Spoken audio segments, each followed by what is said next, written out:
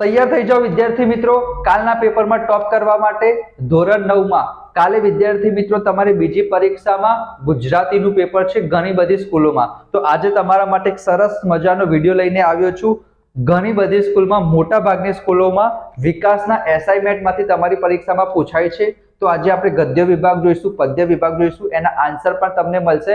અને જો તમારી સ્કૂલમાં બીજા કોઈ એસાઇનમેન્ટમાંથી પૂછાતું હોય તો પણ આજનો વિડિયો એટલો જરૂરી છે વિદ્યાર્થી મિત્રો। ગદ્ય વિભાગ અને પદ્ય વિભાગમાં મોસ્ટ ઓફ એક જ જેવા ક્વેશ્ચન તમારી પરીક્ષામાં પૂછાશે। તો વિડિયોને અંત સુધી જરૂર જોજો વિદ્યાર્થી મિત્રો, અને તમને આની સોલ્યુશન પણ મળશે પીડીએફ સાથે ફ્રી ઓફ કોસ્ટ। જેમ કે અહીંયા જોઈ શકો છો 50 માર્ક્સનું પેપર હશે, ગ્રામર પણ પૂછાશે એટલે કે વ્યાકરણ પણ પૂછાશે। ગદ્ય વિભાગ અને પદ્ય વિભાગ ઉપર આપણે સૌથી વધારે ફોકસ કરવાનું છે। લેખકનું નામ શું છે, સાહિત્ય પ્રકાર શું છે। જેમ કે વાડી પરના વહાલા પાઠના લેખકનું નામ શું છે વિદ્યાર્થી મિત્રો? ઇસ્માઇલભાઈ નાગોરી। એના પછી છે વાડી પરના વહાલા પાઠનો સાહિત્ય પ્રકાર લલિત નિબંધ। તો વિદ્યાર્થી મિત્રો 10મા ધોરણ માટે પણ ઇમ્પોર્ટન્ટ છે।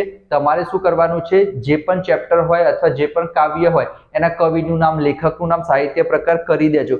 એનામાંથી એક બે ક્વેશ્ચન તો તમારી પરીક્ષામાં પૂછાશે। ફરીથી જો અહીંયા કુદરતી પાઠનો સાહિત્ય પ્રકાર કયો છે? એકાંકી છે। લાભશંકર ઠાકરની કઈ કૃતિ તમારા અભ્યાસક્રમમાં છે? તો શું આવશે વિદ્યાર્થી મિત્રો? લાભશંકર ઠાકરની કુદરતી કૃતિ છે, જે ચેપ્ટરનું એટલે કે પાઠનું નામ જ છે વિદ્યાર્થી મિત્રો।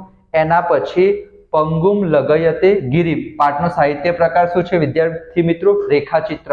સાહિત્ય પ્રકાર કરી દેજો, લેખકનું નામ કરી દેજો। અહીંયા પણ શું પૂછ્યું છે? આ લેખકનું નામ તો શું છે વિદ્યાર્થી મિત્રો? શ્રી મનસુખભાઈ સલ્લા। એના પછી તમારા 50 માર્ક્સના પેપરમાં 15 માર્ક્સનું પ્રથમ પરીક્ષાના અભ્યાસક્રમમાંથી પૂછાશે। તો અહીંયા જો ચોરી અને પ્રાયશ્ચિત પાઠના લેખકનું નામ મોહનદાસ કરમચંદ ગાંધી, જેને આપણે ઓળખીએ છીએ આપણા દેશના રાષ્ટ્રપિતા ના પિતાશ્રી કહી શકાય, બરાબર, ગાંધીજીના પિતાશ્રી। ચોરી અને પ્રાયશ્ચિત પાઠનો સાહિત્ય પ્રકાર આત્મકથા કસ। જેટલા પણ ક્વેશ્ચન જો એના ઉપરથી તમને આઈડિયા શું આવ્યો? સાહિત્ય પ્રકાર કયો છે, કયા ચેપ્ટરમાંથી એટલે કે કઈ જગ્યાએથી લીધું છે, અને પાઠના લેખકનું નામ, કવિત્રીનું નામ પૂછાય। ગાંધીજીની આત્મકથાનું નામ શું છે વિદ્યાર્થી મિત્રો? સત્યના પ્રયોગો, ટ્રુથ ઓફ એક્સપેરિમેન્ટ। ગોપાલ બાપા પાઠના લેખકનું નામ મનુભાઈ પંચોરી। સાહિત્ય પ્રકાર નવલકથા અંશ। દર્શકનું મૂળ નામ શું છે? મનુભાઈ પંચોરી। એના પછી લોહીની સગાઈના લેખકનું નામ ઈશ્વર પેટલીકર। સાહિત્ય પ્રકાર નવલિકા અથવા ટૂંકી વાર્તા। એના પછી સાહિત્ય પ્રકાર શું છે? છાલ, છોતરા અને ગોટલાનો હાસ્ય નિબંધ, અને લેખકનું નામ બકુલ ત્રિપાઠી। એના પછી તમારા અભ્યાસક્રમમાં વિનોબા ભાવેના કયા પાઠનો સમાવેશ કરવામાં આવ્યો છે? તો ભારતીય સંસ્કૃતિની સિદ્ધિ। સાહિત્ય પ્રકાર શું છે વિદ્યાર્થી મિત્રો? લલિત નિબંધ। સખી માંકડી પાઠના લેખકનું નામ તો શું છે વિદ્યાર્થી મિત્રો? દત્તાત્રેય બાલકૃષ્ણ કાલેલકર, અને એનું ઉપનામ શું છે વિદ્યાર્થી મિત્રો? કાકા કાલેલકર। સાહિત્ય પ્રકાર પ્રવાસ નિબંધ, અને સાહિત્ય કૃતિનું નામ શું છે વિદ્યાર્થી મિત્રો? લોકમાતા। અને કયા નામે જાણીતા છે કાકા સાહેબ કાલેલકર? તો લખેલું છે સવાઈ ગુજરાતી। એના પછી વિદ્યાર્થી મિત્રો જે 2 માર્ક્સના મોસ્ટ ઇમ્પોર્ટન્ટ ક્વેશ્ચન તમારી પરીક્ષામાં પૂછાઈ શકે છે, તમે સ્ક્રીનશોટ લઈ લેશો તો પણ ચાલશે, અને આની હું પીડીએફ પણ આપીશ વિદ્યાર્થી મિત્રો, તો તમને વાંધો નહીં આવે।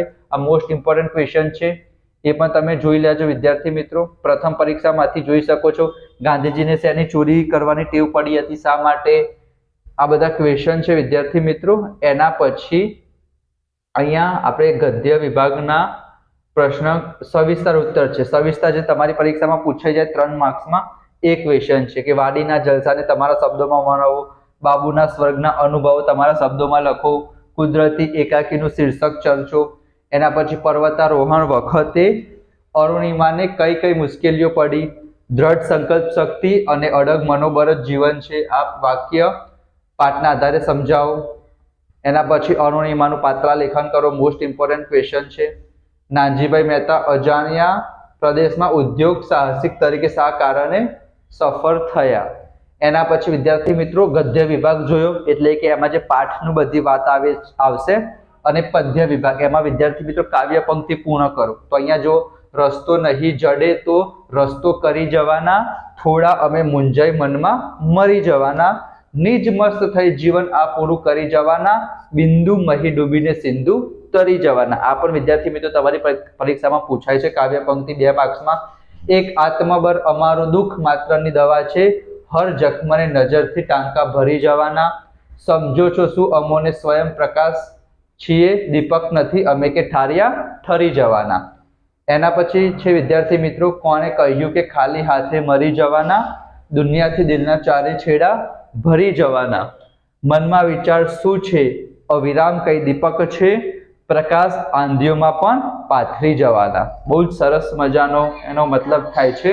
એના પછી છે વિદ્યાર્થી મિત્રો કે મારા સપનામાં આવ્યા હરી, મને બોલાવી ઝુલાવી બહાલી કરી, સામે મરકત મરકત ઉભા મારા મનની દુવારિકાના સુબા. એના પછી મારા આંસુને લૂછ્યા જરી, આંધણ મેલ્યા તા કરવા કંસાર, એમાં ઓરી દીધો મેં સંસાર, હરી બોલ્યા અરે બાવરી. અહીંયા વિદ્યાર્થી મિત્રો બાવરી ના લખી દેતા. સાંજ સમય સામર્યો વહાલો વૃંદાવનથી આવે, આગળ ગોર્ધન પાછળ સાજન મનમાં મો ઉપજાવે સાંજ, મોર મુગટ શિર સુંદર ધર્યો કાને કુંડર લહેકે, પહેર્યા પિતાંબર ફૂલની પછેડી ચુવા ચંદન મહેકે સાંજ. અને છેલ્લે છે વિદ્યાર્થી મિત્રો તારામંડળમાં જેમ શસ્યર શોભે હેમે જડિંગ હીરો. આ વિદ્યાર્થી મિત્રો 6 કાવ્ય પંક્તિ છે જે મોસ્ટ ઇમ્પોર્ટન્ટ છે, તમારી પરીક્ષામાં પૂછવાના સૌથી વધારે ચાન્સીસ છે.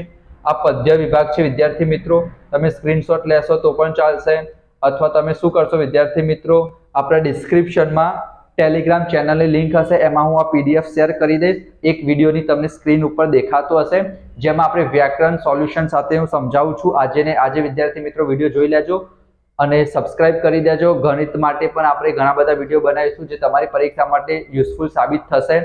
તો મળીશું આપણે નેક્સ્ટ વિડીયોમાં. ત્યાં સુધી જય હિન્દ, જય ભારત, જય Shri Ram. Thank you so much.